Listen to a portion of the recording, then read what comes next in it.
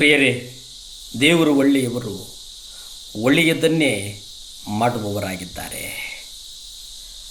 ಸಕಲ ಸೃಷ್ಟಿಯ ಕರ್ತನಾದ ಯೇಸು ಕ್ರಿಸ್ತನು ಮತ್ತಾಯ ಪತ್ರಿಕೆ 6ನೇ ಅಧ್ಯಾಯ 25ರಿಂದ 34 ನೋಡೋದಾದರೆ 3 ಸಾರಿ ಚಿಂತೆ ಮಾಡಬೇಡಿರಿ ಎಂಬುದಾಗಿ ಹೇಳ್ತಾರೆ.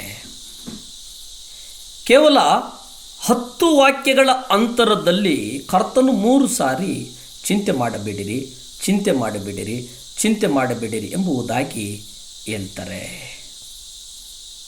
ಇಲ್ಲಿ ಚಿಂತೆ ಮಾಡಬೇಡಿರಿ ಎಂಬುದಾಗಿ ಹೇಳಿದರು. ನಮಗೆ ಚಿಂತೆ ಮಾಡಬೇಡಿರಿ ಎಂಬುವ ಆಜ್ಞೆ ನೀಡಿದ ಕರ್ತನೆ ಕೊಲೆ ಮಾಡಬಾರದು, ವ್ಯಭಿಚಾರ ಮಾಡಬಾರದು, ಕಳ್ಳತನ ಮಾಡಬಾರದು ಎಂಬುದಾಗಿಯೂ ಆಜ್ಞಾಪಿಸಿದನು. ಇವೆಲ್ಲವುಗಳನ್ನು ಒಟ್ಟಿಗೆ ಸೇರಿಸಿ ನಾವು ಈ ರೀತಿಯಾಗಿ ನೋಡಬೇಕು. ಕೊಲೆ ಮಾಡಬೇಡಿರಿ, ವ್ಯಭಿಚಾರ ಮಾಡಬೇಡಿರಿ, ಕದಿಯಬೇಡಿರಿ ಮತ್ತು ಚಿಂತೆ ಮಾಡಬೇಡಿರಿ. ಈ 4ರಲ್ಲಿ ಯಾವುದು ಪಾಪವಲ್ಲ. ನಾನು ವಾರದಲ್ಲಿ 1 ಅಥವಾ 2 ಬಾರಿ ಚಿಂತೆ ಮಾಡ್ತೇನೆ ಅಷ್ಟೇ ಎಂಬುದಾಗಿ ಕೆಲವರು ನೆನೆಸ್ತಾರೆ. ನೀವು ಹೇಳಿದ್ದು ಸರಿಯೇ. ಇದು ಯಾವುದಕ್ಕೆ ಹೋಲ್ತದೆ? ನಾನು ವಾರದಲ್ಲಿ 1 ಅಥವಾ 2 ಬಾರಿ ಮಾತ್ರ ಚಿಂತೆ ಮಾಡುತ್ತೇನೆ. ಇದು ವ್ಯತ್ಯಾಸವಾಗಿ ಕಾಣ್ತದಲ್ಲ. ಚಿಂತೆ ಮಾಡಬೇಡಿರಿ ಮತ್ತು ಭಯಪಡಬೇಡಿರಿ ಎಂಬುದು ನೀವು ಗಮನಿಸುವಂಥದ್ದು. ಚಿಂತೆಯು ದೇವರೊಂದಿಗೆ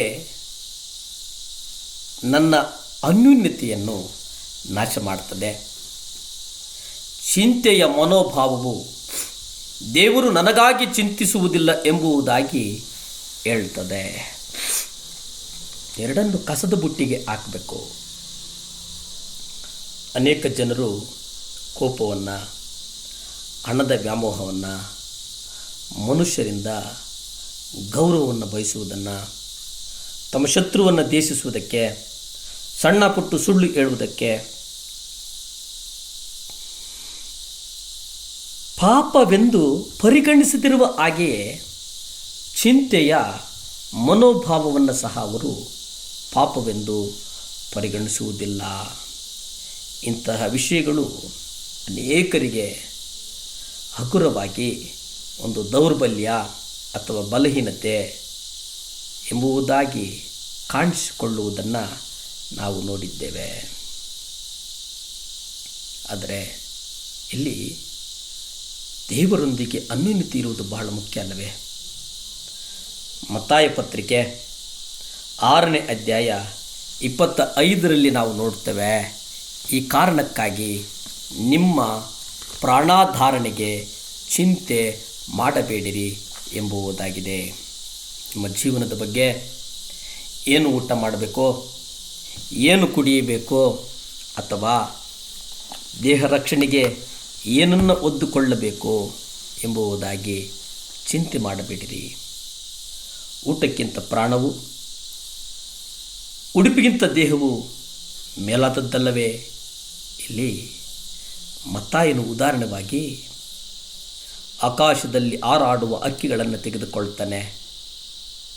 ಆ ಪಕ್ಷಿಗಳು ಬಿತ್ತುವುದಿಲ್ಲ, ಕೊಯ್ಯುವುದಿಲ್ಲ, ಕಣಜಗಳಲ್ಲಿ ತುಂಬಿಟ್ಟುಕೊಳ್ಳುವುದಿಲ್ಲ. ಆದಾಗ್ಯೂ ಪರಲೋಕದಲ್ಲಿರುವ ನಮ್ಮ ತಂದೆಯು ಅವುಗಳನ್ನು ಸಾಕಿ ಸಲಹುತ್ತಾನೆ. ಅವುಗಳಿಗಿಂತ ನೀವು ಹೆಚ್ಚಿನವರಲ್ಲವೋ?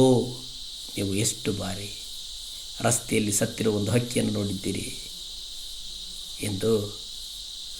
ಅಪರೂಪವೆಂದರೆ ನಾವು ಇಡೀ ಜೀವಿತದಲ್ಲಿ ರಸ್ತೆ ಬದಿಯಲ್ಲಿ ಸತ್ತು ಬಿದ್ದಿರುವಂಥ ಪಕ್ಷಿ ನೋಡುವುದು ಕೇವಲ ಬೆರಳಿಕೆಯಷ್ಟೇ ಮಾತ್ರ. ಕರ್ತನು ನಿನ್ನನ್ನು ಕಾಯ್ತಾನೆ. ಪ್ರಾರ್ಥಿಸಿಕೊಳ್ಳು. ಅಪ್ಪ, ನೀವು ಪರಿಶುದ್ಧರು ಸ್ವಾಮಿ. ದೇವರೇ, ಆಶೀರ್ವದಿಸುವವನು ನೀನು, ನಿಮ್ಮ ರಕ್ತದ ಮೂಲಕ ನಮ್ಮನ್ನು ಕ್ರಯಕ್ಕೆ ಕೊಂಡುಕೊಂಡಿದ್ದಕ್ಕಾಗಿ ಸ್ತೋತ್ರ ಸ್ವಾಮಿ. ದೇವರೇ ಅಪ್ಪ, ಈ ಪರಿಸರವನ್ನು ನಿಮ್ಮ ಕರಗಳಿಗೆ ಒಪ್ಪಿಸಿ ಪ್ರಾರ್ಥಿಸ್ತೇವಪ್ಪ. ದಿನದಿಂದ ದಿನಕ್ಕೂ ಅತಿ ಹೆಚ್ಚು ತಾಪಮಾನ ಸ್ವಾಮಿ, ಆ ತಾಪಮಾನವನ್ನು ನೀವು ಹಿಡಿದಿಟ್ಟುಕೊಳ್ಳಿ ಸ್ವಾಮಿ. ಮಕ್ಕಳನ್ನು ಆಶೀರ್ವದಿಸು, ಬಲಪಡಿಸು, ಸ್ಥಿರಪಡಿಸು. ಯೇಸುವಿನ ನಾಮದಲ್ಲಿ ಬೇಡ್ತೇನೆ ತಂದೆ, ಆಮೆನ್. ಹಲ್ಲೆಲೂಯಾ.